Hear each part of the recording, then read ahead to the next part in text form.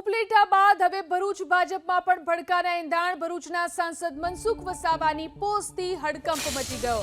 ઝઘડિયા તાલુકા ભાજપ પ્રમુખની નિયુક્તિ સામે તેમણે રોષ વ્યક્ત કર્યો. સંદીપ પટેલની વરણી સામે મનસુખ વસાવાએ મોરચો માંડ્યો છે. લોકસભામાં સંદીપ પટેલે મારા વિરુદ્ધ પ્રવૃત્તિ કર્યાનો વસાવાએ આરોપ લગાવ્યો. વર્ષોથી મહેનત કરતા કાર્યકરોની અવગણનાનો પણ વસાવાએ આરોપ લગાવ્યો છે. ભાજપે બુધવારે 8 તાલુકા 4 શહેર અને નોટિફાઈડ એરિયાના પ્રમુખોની વરણી કરી છે. ત્યારબાદ ભાજપમાં ભડકાના એંધાણ જોવા મળી રહ્યા છે. ઉપલેટા બાદ હવે ભરૂચ ભાજપની અંદર પણ ભડકાના એંધાણ. ભરૂચના સાંસદ મનસુખ વસાવાએ સોશિયલ મીડિયા પર પોસ્ટ કરી છે, જેનાથી હડકંપ મચી ગયો છે. ઝઘડિયા તાલુકા ભાજપ પ્રમુખની નિયુક્તિ સામે તેમણે રોષ વ્યક્ત કર્યો છે. લોકસભામાં સંદીપ પટેલે મારા વિરુદ્ધ પ્રવૃત્તિ કરી હોવાનો પણ વસાવાએ આરોપ લગાવ્યો. સંદીપ પટેલની વરણી સામે મનસુખ વસાવાએ મોરચો માંડ્યો છે. વર્ષોથી મહેનત કરતા કાર્યકરોની અવગણના થતી હોવાનો પણ આરોપ મનસુખ વસાવાએ લગાવ્યો છે.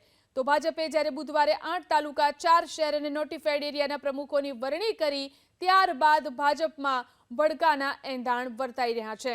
હવે ભરૂચના સાંસદ મનસુખ વસાવાએ પણ પોસ્ટ કરી અને જેનાથી હડકંપ મચી ગયો છે.